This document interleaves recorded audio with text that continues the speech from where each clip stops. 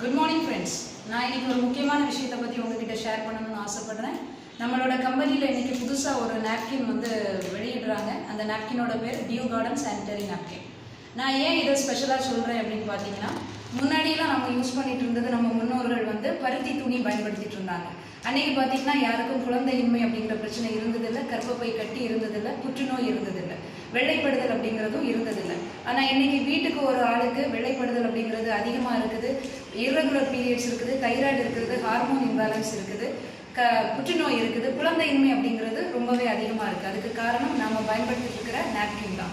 So இன்றைக்கி இந்த நாப்கினை பற்றி நான் ஏன் சொல்கிறேன் அப்படின்னு பார்த்தீங்கன்னா, இந்த நாப்கின் ரொம்ப பாதுகாப்பானது.